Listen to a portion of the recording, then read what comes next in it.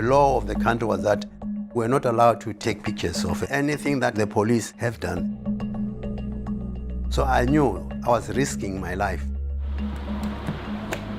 The last picture that I took with this camera is for Hector Pieterson, June 16, 1976.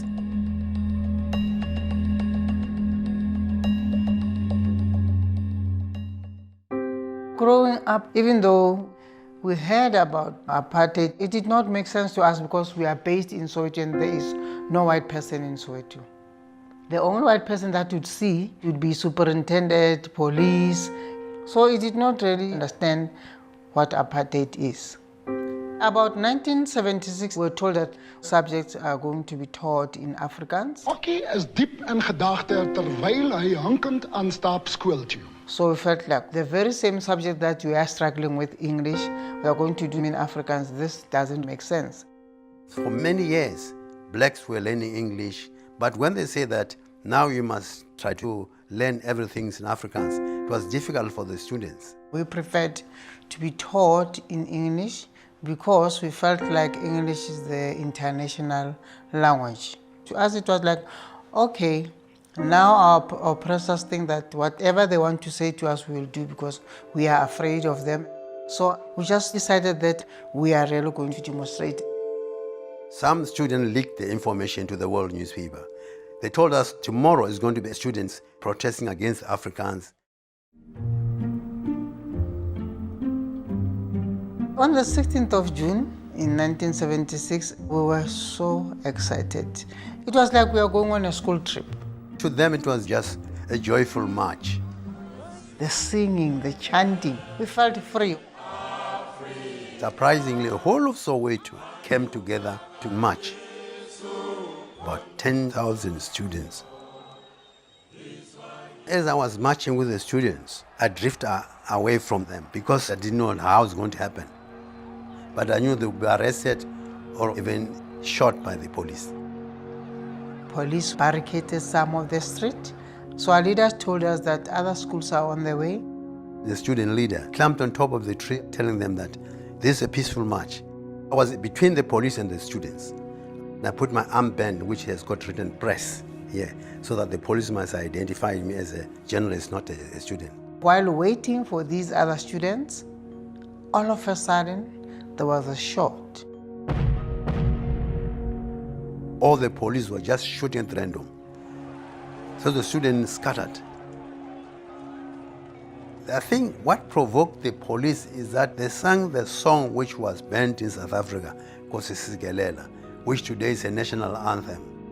We all ran amok in confusion, running for cover. I didn't even think of my brother would be in that because we were told that only secondary and high schools were to take part. Then I spotted my younger brother on the opposite side of the pavement. He was too young to understand what was really going on. I just said to him, no, you must just stay here next to me. I'll make sure I find a way back home. While I was talking to him, there was another shot, and we went two separate ways. I was very close from where the police were shooting. And I saw a person fell down, but I did not expect to see a 13-year-old boy being shot by the police. As I sneaked back to the pavement, he was nowhere to be seen. When I took that picture, Boiso Makuba picked him up to get Hector Pieterson to the clinic.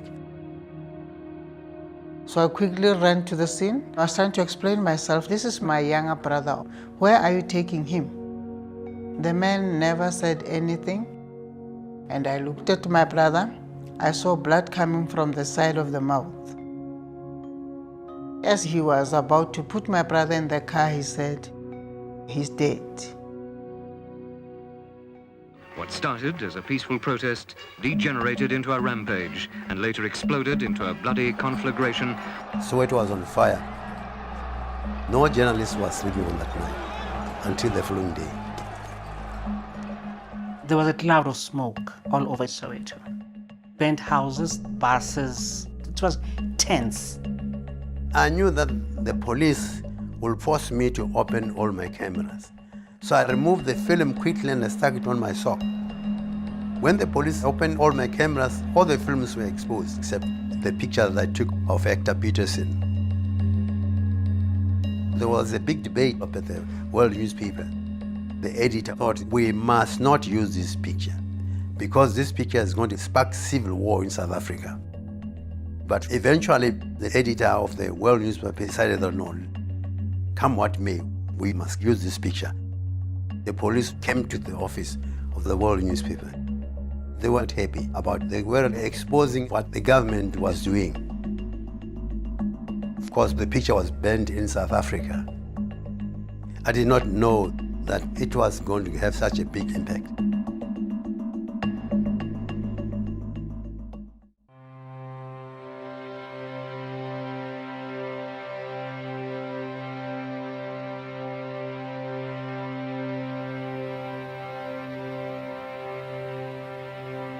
When my brother Mbuisa came back to the house, maybe it was around 9:10 at night, he was hurt, he was confused.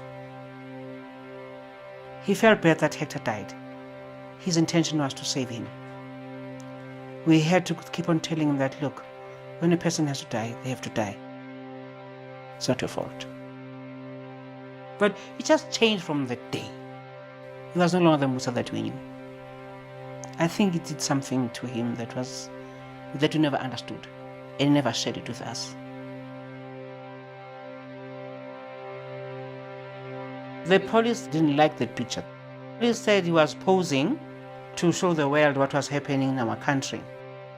He couldn't stay at home because if they had found him, they would have arrested him. I think after that he was kind of mentally disturbed. He was being hunted by the police. That's why he escaped from the country and he went to exile.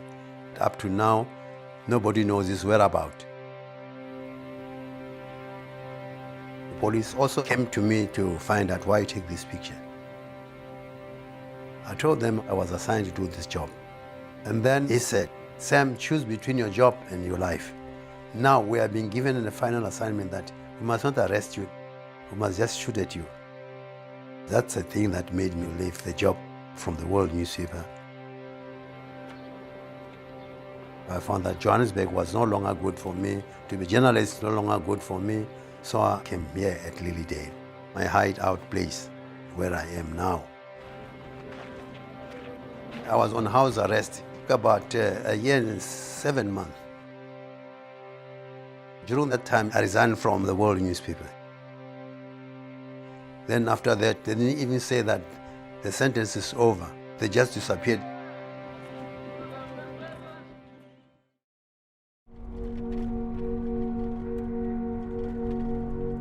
For many years, I regretted taking the picture of Hector Pieterson because the picture destroyed my future in journalism. But I'm no longer regretting it because Mandela, when he was unveiling Hector Pieterson Memorial, he said, when we saw this picture, we said, enough is enough.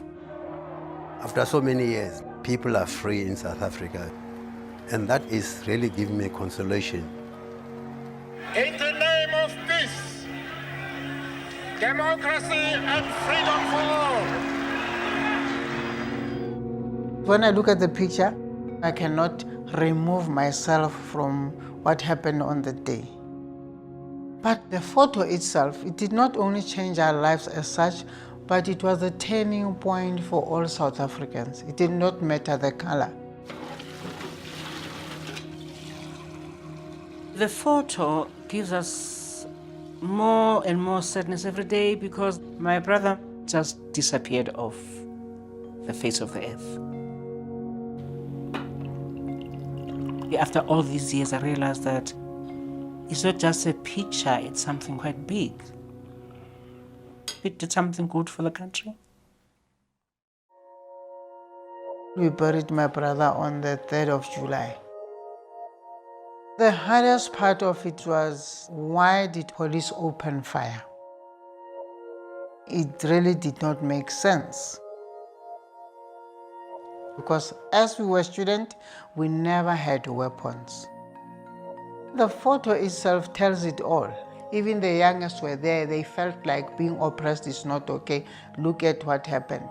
Even the youngest was killed. So to me, the picture reflects all those families who had similar incidents, because I know that we were not the only ones.